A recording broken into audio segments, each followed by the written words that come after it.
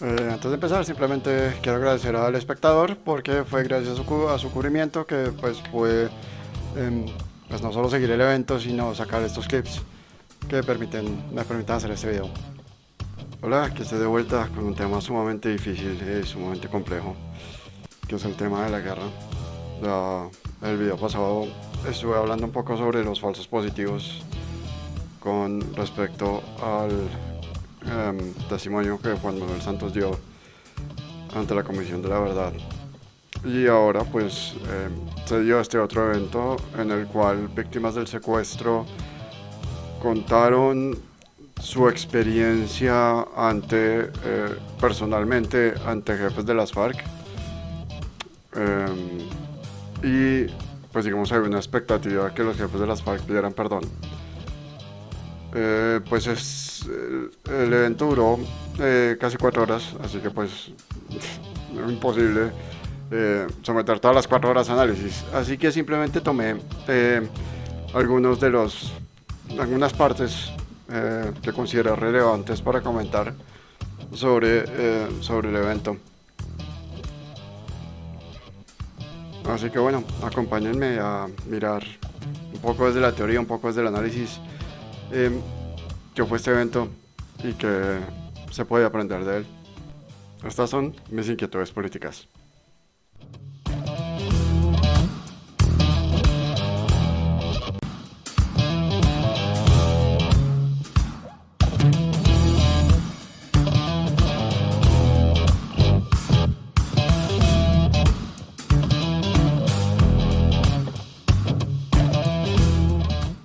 Los hechos ocurridos durante el secuestro, la forma como las personas fueron humilladas, sometidas al escarnio, y los hechos ocurridos cuando personas en el secuestro fueron asesinadas o desaparecidas, no son errores. Tengo que decirlo de todo corazón. No son errores, no son equivocaciones. Una equivocación es cuando uno le dispara a un conejo y termina matando una gallina. Eso es un error o una equivocación. Estos son actos de utilización de la libertad por los cuales se decide hacer eso. Y por eso son crímenes, si no, no serían crímenes. Y eso es lo que lo hace tan delicado a esto. Estos son actos en que un ser humano o un grupo humano, libremente, nadie lo está obligando a eso, actúa como se actuó. Y eso ocurrió, por supuesto, con la FARC, con los paramilitares y con el Estado. Pero estos son crímenes de guerra, crímenes de guerra. Sí, a ver, es que digamos el tema es demasiado complejo, pero con base en uno de los grandes filósofos de la guerra, el más grande filósofo de la guerra, es más, el señor Karl von Clausewitz, la guerra es la continuación de la política por otros medios, y generalmente las guerras, y el caso colombiano de excepción, tenía un fin político. No era una guerra, no lo que llamamos una guerra absoluta, no era una guerra por hacer la guerra. Tenía una razón de ser, esa razón de ser era, en el caso de la guerrilla, era básicamente política. Eso quiere decir que la finalización de esa guerra tenía que ser política. O sea, había dos, en la guerra generalmente hay dos resultados posibles que se pueden obtener para finalizarla. Una es que se alcance el objetivo político que se estaba buscando, y la otra es que uno de los dos bandos sea aniquilado completamente. Esa segunda, en los tiempos modernos, ya es casi imposible. Aniquilar uno de los dos bandos es muy difícil por todos los desarrollos tecnológicos que hemos tenido. La aniquilación de uno de los dos bandos desde hace prácticamente en el siglo XX, me atrevo a decir que incluso en el siglo XIX no se pudo ver.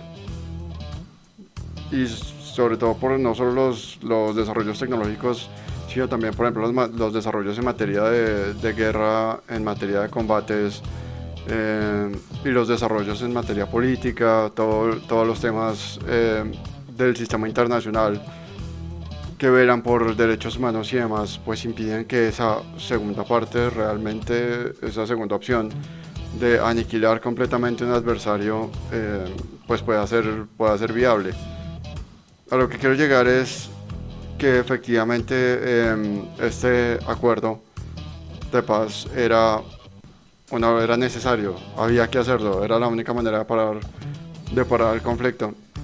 Hay otra dificultad con la que hubiera sido imposible llegar a aniquilar completamente, en este caso a las FARC, y es que, creo que lo mencioné en un video pasado, Clausewitz hablaba de lo que se llama el punto de quiebre. Generalmente se da cuando uno obtiene el objetivo político y sigue ya sin un objetivo, pero también se puede dar cuando uno decide seguir por la rama militar cuando puede obtener el objetivo político de otra manera, que es lo que hubiera pasado en este caso.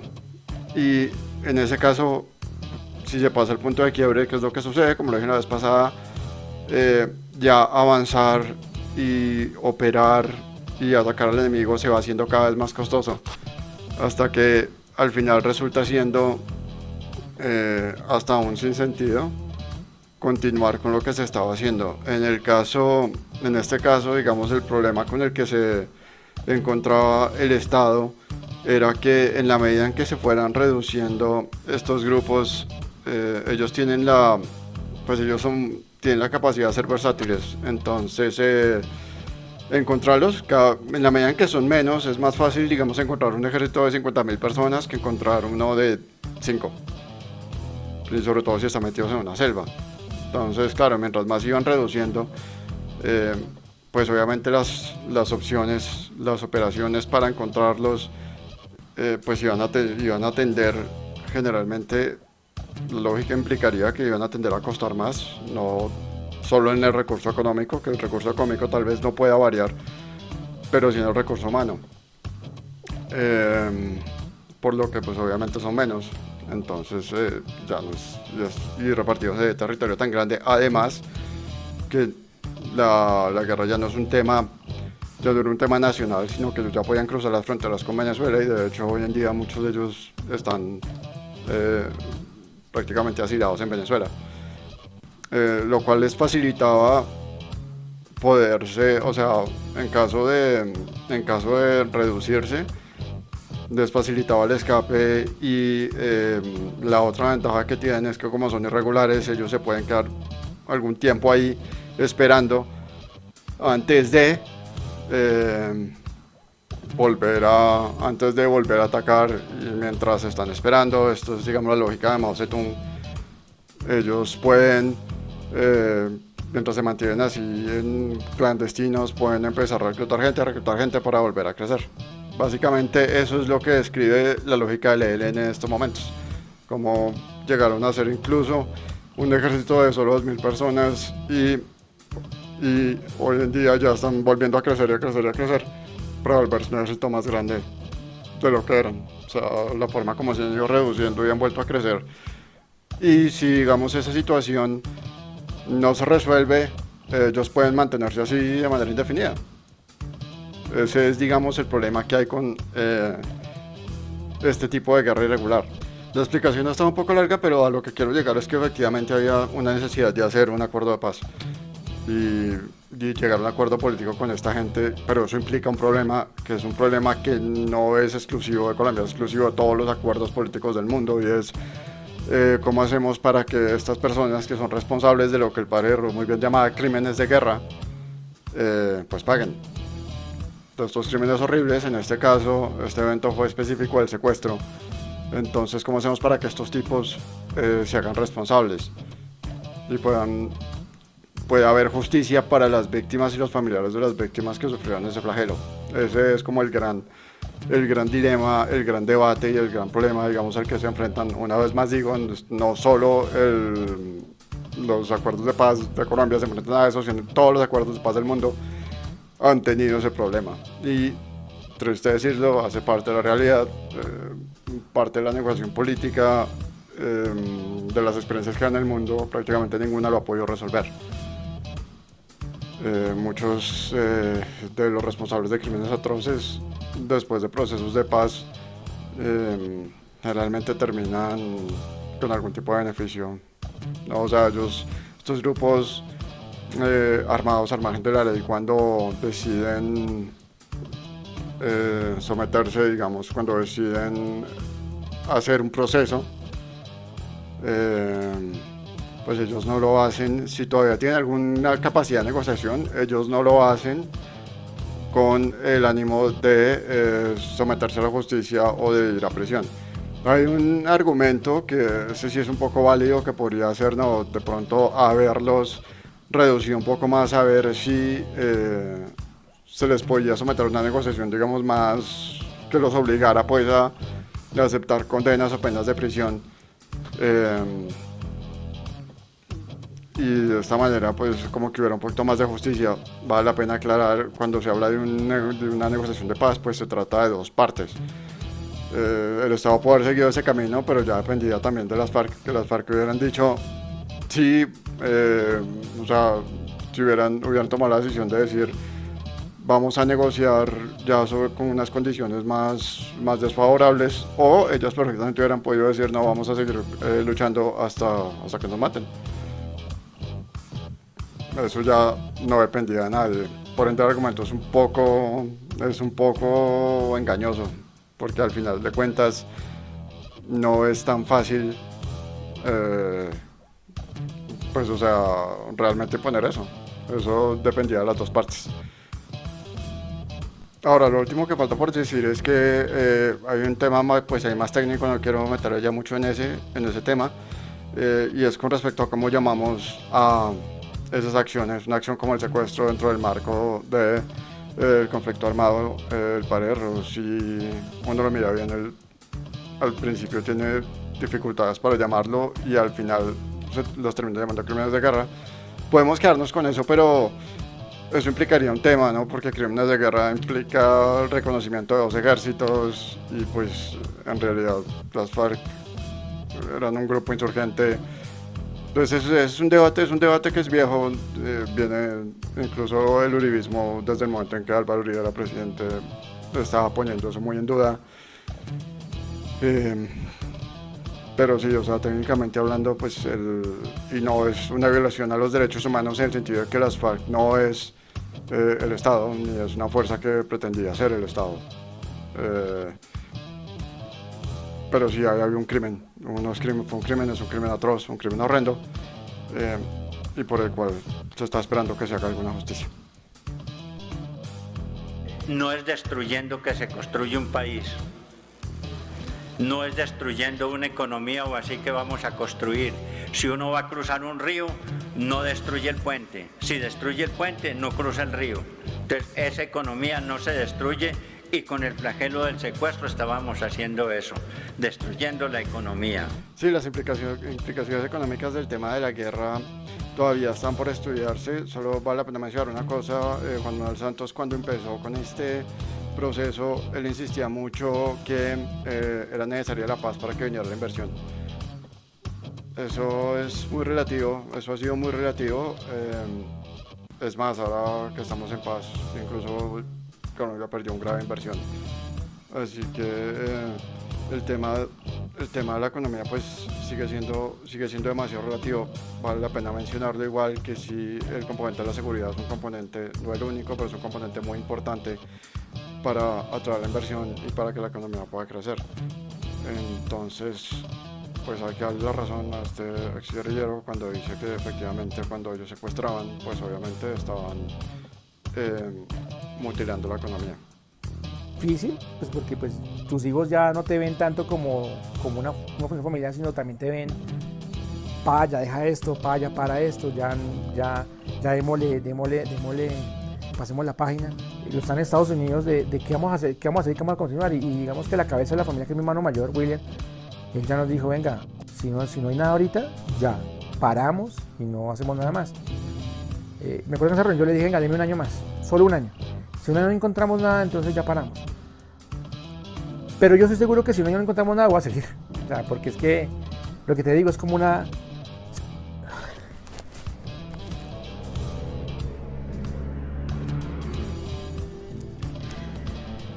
Es como una responsabilidad que tenemos con ellos, o sea, como devolverles en algo todo lo que nos entregaron, porque los papás pues nos dan todo. Y saber de que los dejamos por allá abandonados y no los pudimos traer. Es como una deuda que tenemos con ellos, más con mi mamá. Y con el viejo también, pero es que siempre tiene uno en el corazón eso. Porque a raíz de este acuerdo de paz, que tengo que ser un crítico directo, salieron 3 entidades. La Jurisdicción Especial de Paz, la Unidad de Búsqueda de Personas Desaparecidas y la Comisión de la Verdad. La primera nunca entendí ni nunca lo voy a entender cómo en una sociedad con un Estado de Derecho, un Estado social de Derecho, tengamos que armar una jurisdicción especial para juzgar a unos delincuentes. Eso no me cabe en la cabeza. En una sociedad de esta se deben juzgar los delincuentes, se deben combatir, se deben juzgar. Y llevamos 4 años y no han sido juzgados. Ellos siguen libres y ni se inmutan. Tengo que reconocer otras cosas que lo diré más adelante. Se creó también una unidad de búsqueda. Y tengo que decirlo aquí porque están los medios internacionales. La unidad de búsqueda no ha funcionado. La unidad de búsqueda hace de todo, menos buscar personas. Y lo digo, y no solamente es un sentimiento mío, es de la mayoría de los desaparecidos. Doctora Luz Marina, acepte la ayuda de la Comisión de Búsqueda de las FARC. Han sido el único método como familia Angulo para poderlos encontrar y nos han ayudado bastante, tengo que reconocerlo. No condicione esa ayuda, gestionen, apoyen. Y una Comisión de la Verdad que me preocupa demasiado que la verdad que se diga sea sesgada y parcializada, sea encaminada a buscar la justificación de la barbarie de las FARC, echando la culpa al otro bando. No es así. Usted, padre, en su discurso decía que había grandeza humana. Si en verdad hubiera existido grandeza humana, las FARC no hubieran ni secuestrado, ni torturado, ni asesinado a mis padres y a muchos más colombianos. Eso no es grandeza humana, eso es barbarie y deben ser juzgados como tal. Yo no pido venganza, solo pido justicia. Sí, muy rápidamente, pues para los que no han estudiado esto, la idea de un Estado nace de una obra de un señor llamado Thomas Hobbes, por allá en Inglaterra, año 1100 y pico, no tengo el año, es como le llamo 1100 y pico, en estos momentos no lo tengo presente, pues más o menos como el siglo X. Él escribió una obra en la que llamaba El Leviatán, y él lo que tenía en la cabeza, o lo que le preocupaba, su mayor preocupación cuando él propone esta idea de que tengamos como este ente supranacional, o sea, que esté por encima de todos, que sea el que digamos, al que le demos un poder superior al de todos nosotros, era básicamente tenía, digamos, como 2 componentes. Uno era el componente de seguridad, es decir, que la gente no se matara entre sí, no se agrediera entre sí, que pudieran estar tranquilos, por un lado, y por el otro el componente de justicia, que si eso llegaba a pasar, que si alguien llegara a agredir a alguien, en este caso, por ejemplo, víctimas como estas, pues que ellos pudieran acceder a justicia.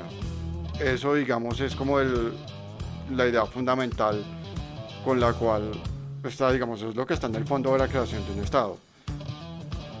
Esa idea, pues obviamente eso se ha venido desarrollando a través de los siglos, pues ya hoy gozamos con derechos políticos, derechos civiles, derechos sociales, o sea, eso se ha venido nutriendo bastante, pero entonces nos encontramos con esta situación en la cual efectivamente hay unas víctimas que están pidiendo justicia, pero a su vez pues está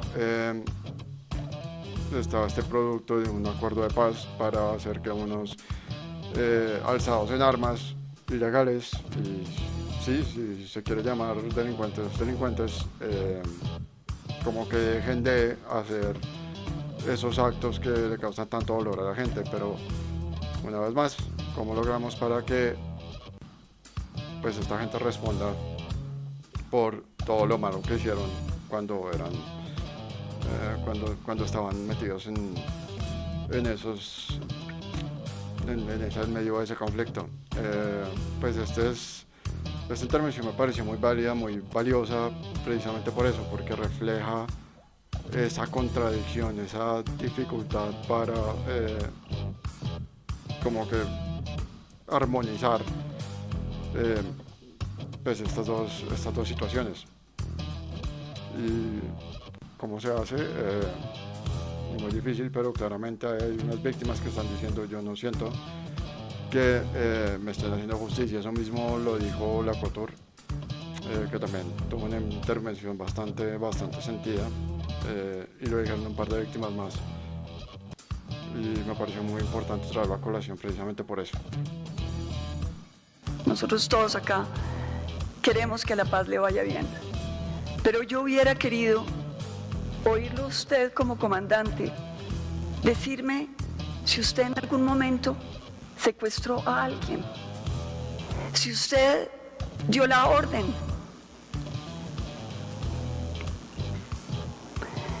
de que amarraran a alguien. Carlos Antonio Lozada, usted habló de la generosidad de las víctimas. Sí, hemos sido generosas las víctimas.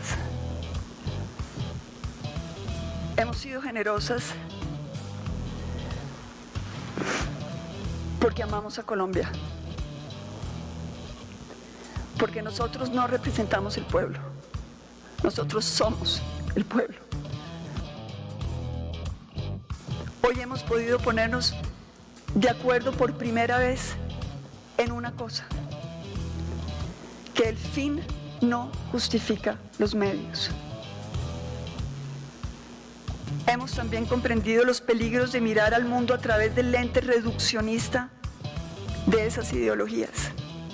Estas nos llevan a asumir posiciones fundamentalistas que nos aíslan y nos impiden ampliar nuestro análisis al desechar de plano otros puntos de vista. Ser conscientes de estas deformaciones del análisis es ya de hecho un instrumento invaluable para abrir nuestras mentes y sobre todo nuestros corazones a los principios básicos de la fraternidad. Sí, creo que pues todo el mundo sabe que pues, Ingrid Betancourt es una política muy conocida porque estuvo 3 años secuestrada, sufrió ese flagelo, la tuvieron encadenada, las imágenes que llegaron fueron horribles de lo que le pasó.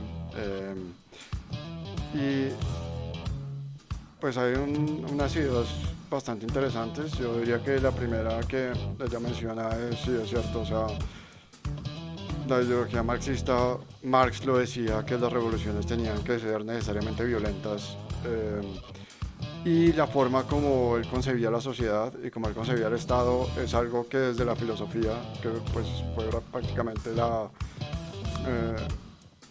vertiente que él siguió, pues no solo desde la filosofía, también desde el punto de vista práctico, los ejemplos de la URSS y de China y de Corea, pues han demostrado que estaba equivocado, y que la forma de ver que él tenía de ver la sociedad era muy reduccionista, era bastante simple, y esto pues digamos ha venido a causar la gran cantidad de problemas que pues no solo Colombia sino el mundo ha venido a experimentar.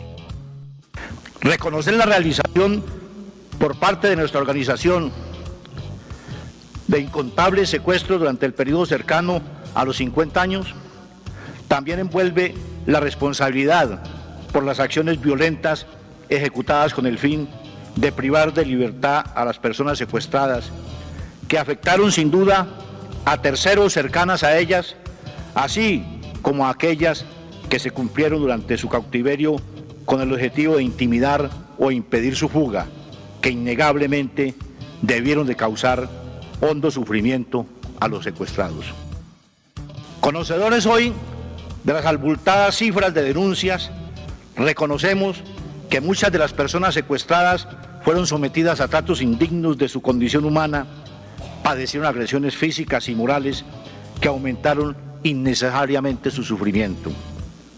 También que por razones que habría que considerar en cada caso, si llegara a ser posible, entre la magnitud de la ilicitud repetida, Un alto número de las víctimas del secuestro terminaron también perdiendo su vida hallándose en nuestras manos. La desaparición repentina de su ser querido, su ausencia insoportable, el agravamiento de su condición económica, la desestabilización y angustia familiar derivadas del secuestro, la amarga pena ocasionada a todos ellos fueron consecuencia directa de nuestra actuación y así lo reconocemos sin vacilar. Bueno, ese era el señor Rodrigo Londoño, él es el ex jefe, pues el último gran secretario general pues, de las FARC. Aquí hay un tema que creo que vale la pena mencionar y es que muchas veces no se mira que, o sea, como que no miramos todo desde nuestro lado, desde el lado del Estado, desde el lado de la legalidad. Y como que cuesta entender que pues estas personas siempre miraron las cosas de una manera muy distinta. Hay un libro que se llama La Paz en Colombia, que lo escribió Fidel Castro. Pues es básicamente un discurso de esos del que él se mandaba, que podían durar 4 o 5 horas. Es básicamente eso puesto en un libro, pero de ese libro aprendí una cosa, y es que el concepto de paz que manejamos desde este lado no es el mismo concepto de paz que manejaban ellos. Y eso fue así y básicamente ha sido así hasta el momento, hasta el día de hoy. La paz, lo que nosotros concebimos por paz, no es precisamente lo mismo que conciben ellos.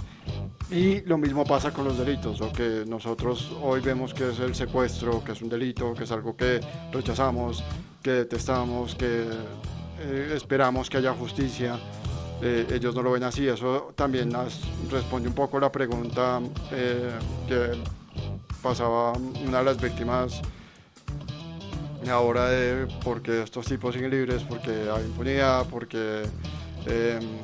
porque por lo menos no piden perdón de corazón. Y la razón es porque mientras nosotros estamos viendo un secuestro y un crimen abominable, ellos siguen creyendo que eso de cierta manera era como un medio para librar la guerra justa que ellos supuestamente estaban queriendo librar. Y por eso es que cuando uno ve digamos este reconocimiento pues del señor Londoño, del señor Rodrigo Londoño, uno no ve tanto la muestra de arrepentimiento que uno esperaría, a pesar de que pues uno veía a las víctimas fueron prácticamente todas las que dijeron queremos un perdón sincero. Aquí encontramos a Londoño encontrándose, digamos, con la contradicción, el dilema de tratar de mostrar un arrepentimiento sin dejar de considerar que lo que hicieron era como una especie de operación de guerra que estaba justificada. Y eso dificulta, eso también hace parte de lo difícil que es la reconciliación. Ustedes, con respeto, que hubieran dicho perdón por esos secuestros. Yo no lo escuché y yo quiero que realmente escuchar perdón, pero de corazón. Perdón de corazón, y yo no lo escuché, discúlpenme, yo no lo escuché.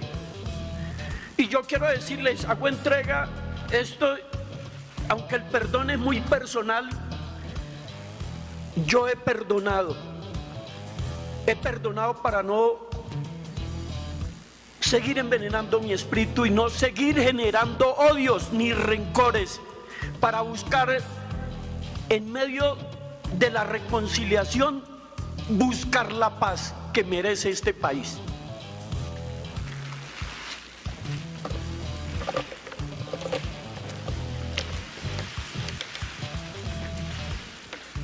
Quiero, con respeto, yo no he pertenecido a ninguno, ni a ustedes. Quiero pedirles, hagan todo lo humano y casi que lo inhumano por la paz de este país. Ayuden, toda la gente, a mí me duele que se hayan ido para el monte otras personas a seguir la guerra, es una locura. Y hagan por favor, les pido, con respeto, hagan lo que puedan por la paz de este país. Y el Estado también tiene que hacerlo. Ayuden a todos sus hombres, los hombres que estuvieron ahí. Y yo les digo a los colombianos, por favor, no revictimicen a una persona que ha sufrido el horror y como que empiezan a señalarlo. Eso duele y casi que duele más de ese sufrimiento grande que se ha tenido en la selva. Bueno, quise traer este clip a colación básicamente porque hay un hecho simbólico pues bastante bonito, ese libro y ese periódico que esta víctima tenía, Armando Alice, si mal no recuerdo, tenía pues ahí en su posesión, eran el libro y el periódico que él fueron lo único que leyó, que él pudo leer durante su cautiverio mientras estuvo secuestrado. Y él los guardó, lo dice muy bien que él los tenía en esa misma bolsa, esa fue la misma bolsa en las que él los tenía mientras estaba secuestrado. Y lo que pues estamos viendo ahí es como él le entrega, digamos, esos libros, ese libro y esos periódicos que pues para él eran como el símbolo de todo el dolor que tuvo que sufrir, se los entrega a Lozada, pues obvio, como devolviéndole, digamos, todo ese dolor que le causó. La simbología, digamos, en términos de sanación y de pedir perdón es bastante útil y pues en este caso pues la simbología fue muy diciente. No esperaría que por lo menos a esta víctima en particular le haya ayudado. Una vez más, digamos, fue muy conocido a nivel nacional lo que hizo Lozada después, porque Lozada cuando va a terminar, pues no alcanzo a poner el clip y ya se me va a acabar el tiempo, así que solo por dejarlo muy rápidamente, Lozada cuando va a terminar, desde el público, él dice muchas gracias, da un discurso, dice muchas gracias, y cuando se está retirando, alguien del público le grita y el perdón, y entonces Lozada se devuelve y dice básicamente que el perdón nacerá cuando me nazca, cuando nos nazca, y eso generó una cantidad de críticas obvias, muy bien justificadas obviamente, porque pues parte de lo que las víctimas estaban esperando y la razón por la que estuvieron ahí era para escuchar a estos sus captores, sus victimarios, pedir perdón. Y pues el perdón que se dio fue básicamente, no fue nada diferente, o sea, hubo varios guerrilleros que pasaron, incluyendo a Lozada y a Londoño, pero no fue nada diferente a lo que Londoño dijo. O sea, fue esta idea de nosotros hicimos esto, disculpen, pero pues muestras de arrepentimiento no hubo. Ya expliqué un poco cómo se puede entender eso. Pero sí, básicamente ese tema fue bastante debatido y bastante polémico durante los días siguientes. Bueno, ya se me está acabando el tiempo, solo quería terminar con las palabras del padre cuando termina el evento. Me parece que fueron que son bastante pertinentes.